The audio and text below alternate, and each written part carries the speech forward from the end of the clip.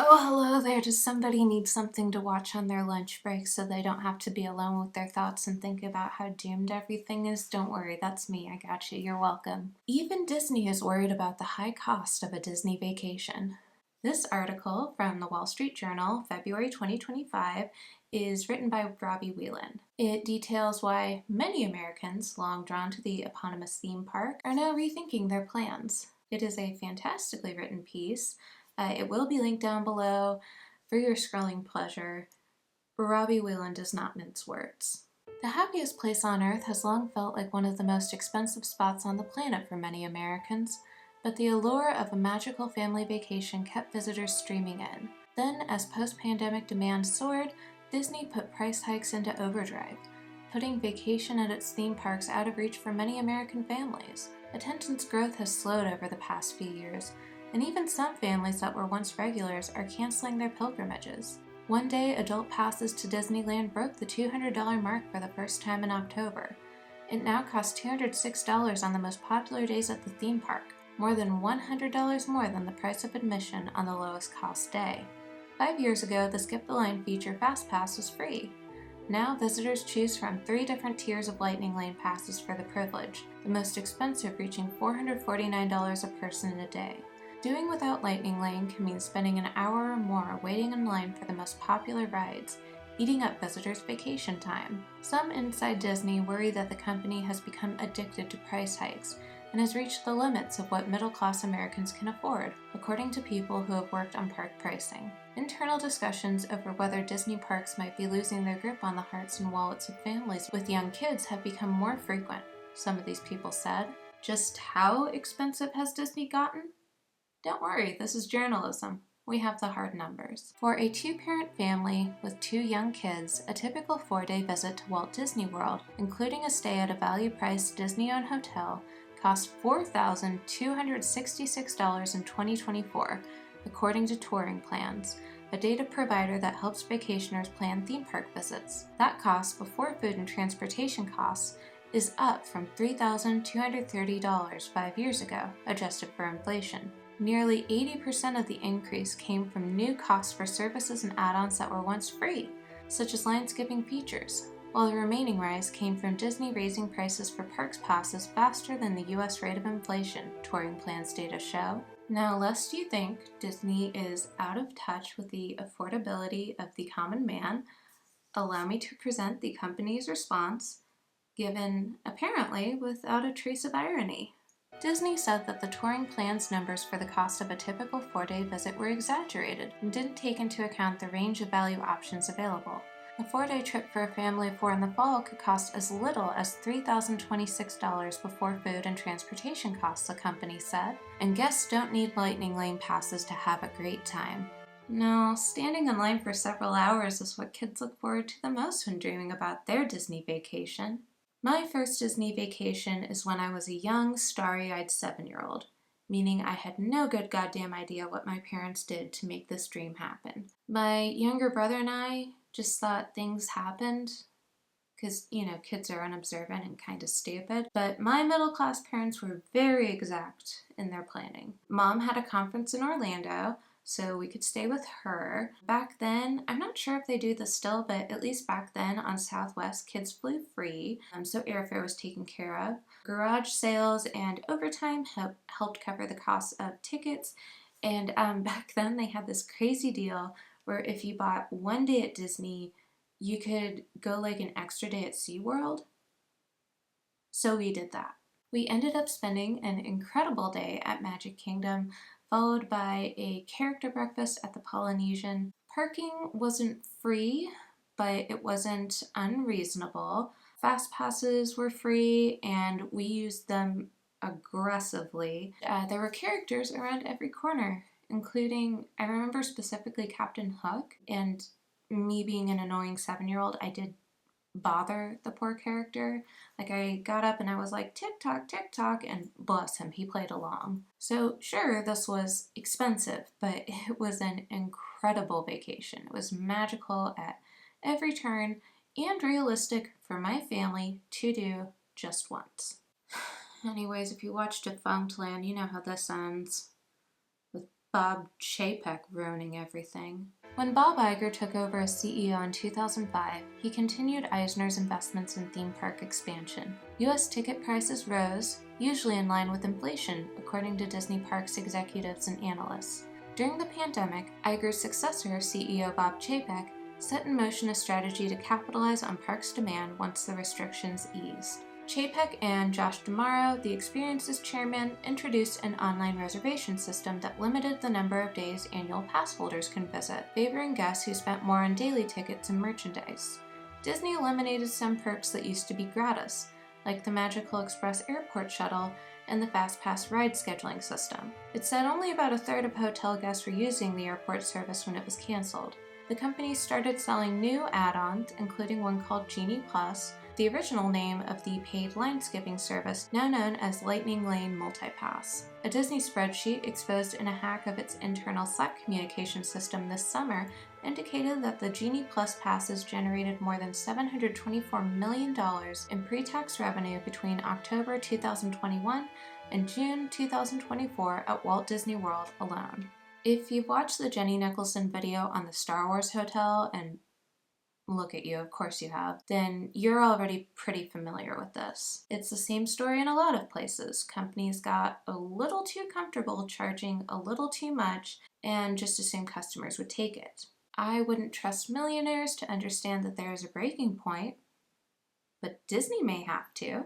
By the summer of 2024, Disney began warning investors that attendance was softening, a trend consistent across the theme park industry. The company's share price fell sharply in August when Disney said revenue was slowing at the parks because of a consumer uncertainty that it expected to continue for a few quarters. Hugh Johnston, Disney's CFO, in December called the summer weakness in demand a hiccup and said that consumers had recovered. A host of new attractions and major expansions announced at a fan event this year will allow Disney to raise prices further without tamping down demand, he said. Read the room, Hugh. Also, if I know theme park freaks, and I do because I'm one of them, Disney's not going to catch a break anytime soon. I don't know if you've heard about this, but this year, Universal Studios launched their newest park, Epic Universe, and it's amazing. Not that I've been, of course, but my Orlando friends have, and they can't stop talking about it. It's beautiful, it's exciting, it's... what's that word Jenny used? Immersive. Yeah, it's all those things and then some. An entirely new universe of thrills is here. Universal Epic Universe is now open. Journey to astounding worlds unlike anything ever experienced, where amazing portals lead to places that spark the imagination in different ways for all who enter. Discover the wizarding world of Harry Potter Ministry of Magic, Super Nintendo World, How to Train Your Dragon, Isle of Berk, and Dark Universe. At the time of filming, a one-day ticket to Epic Universe started at $139. A one-day ticket to a Disney World park started at $119, and worse, it was only to Animal Kingdom. So you're telling me that for just $20 more, I could visit the newest, coolest, state-of-the-art theme park instead of the park who lists just 4 thrill rides, one of which is now defunct? Hard choice. Gonna have to really think about it. And that's also before you factor in all the extra cost Disney adds on, parking, food, existing. Someone should make Bob Chapek work just one shift in guest services as penance for his crimes. I want to break his spirit. Until then, it's clear that Disney needs something. Ideally, prices the average family could afford, but also just like cool parks. Nothing has really been done at Disney in years. They build one roller coaster and they're like, pack it up, boys. Meanwhile, Universal is trying to engulf all of Orlando and Whimsy, and they won't stop until every resident has an annual pass. So here's my pitch, Disney. We're not doing a new ride or an old ride that you're reskinning and going to claim as a new ride. We're doing an entirely new park. I have seen several videos where theme park enthusiasts brainstorm ways to match up with Epic Universe and imagine and design a park that Disney could do themselves, and I have not watch them. Because folks, this idea was born out of a brainstorm on a Teams chat. My coworker and I are both big theme park fans, and we had just finished doing a slog of tasks, and our minds were melting out of our ears. And so, for a brain break, she pitched me this. I know there's a Holiday World in Indiana, and I definitely want to go there sometime, but I really want a Christmas movie park. Disney, here you go. Your saving grace. We are making a Fantasyland Christmas movie theme park. And because I can already hear some of you naysayers ruining a good time, this is not exclusively or even explicitly Christmas. It is Winter Wonderland holiday themed. But this is easier to say. Also, it won't just have movies as the guiding light, although that is a huge inspiration. And before you ask, no, I didn't check to see if Disney had the rights to these. They're Disney, they can buy it themselves. I mean, have you seen what they're charging for park entrance? Anyways, feel free to add your brilliant suggestions in the comments down below. This was just the beginning of my coworker and I's brainstorm. And I would highly recommend such a brain break when you have also completed a slog of tasks. I have my papers with me. Let's get going. Okay, so as far as Christmas movies for my Christmas-themed Fantasyland, there's so much we can do with that. I do think obviously we start at the Polar Express because it's classic, and that means we get a train, which is always a great idea for a theme park. I feel like I just won Jenny Nicholson with that one. So you could enter by boarding the train, and it will chime silver bells at each stop as a callback to the original canon. One land in the park has to be Nightmare Before Christmas. This is where the majority of the budget's gonna go. We're going full Tim Burton. I'm thinking a thrill ride that's like Tower of Terror-esque in nature, and it can be from the part of the film where Jack shot out of the sky. Obviously, we're gonna need a little kid area that's like very friendly and comfy. For this, I think we could do like a cute theming area that is Charlie Brown and Rudolph the Red-Nosed Reindeer, that kind of stuff. There are like some simple rides, meet the characters, obviously an ice rink. I wrote that in all caps. Ideally, there's a show that plays every half hour that's like a shortened version of How the Grinch Stole Christmas. I think it should be as over the top as Festival of the Lion King currently is, and I will accept nothing less. Okay, and then the final land that we discussed, Nutcracker. This is for those who want the theming of Nightmare Before Christmas, but can't handle anything remotely spooky.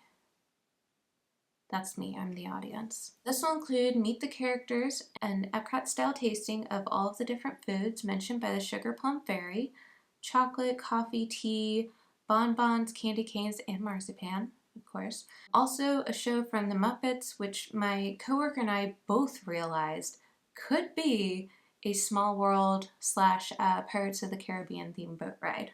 Her lyrical contribution includes, I'm not going to sing along, I feel like that would get me copy claimed, but I passed through the 7 levels of the candy cane forest, through the sea of swirly twirly gumdrops, then I walked through the Lincoln Tunnel. And her best idea, this was sent to me in all caps, so just imagine me receiving that. There could be a soaring over Christmas. The seats would be like you're in Santa's sleigh, and maybe dip into houses in different parts of the world so you can see different types of decorations and, importantly, have different scents for each. I also wanted to highlight a movie that, while not technically a Christmas movie, basically is a Christmas movie. So for this, we're thinking a movie themed around Die Hard. And there's like gonna have some drop ride potential. I don't know where we'd put this roller coaster, but I like it too much to axe it. So, and that is where my coworker and I ended our reverie, but where you, dear viewer, can take over in the comments. Feel free to spam Disney socials with this and other videos. I don't know. And Disney, to you I say, what do you have to lose? Aside from already declining crowds.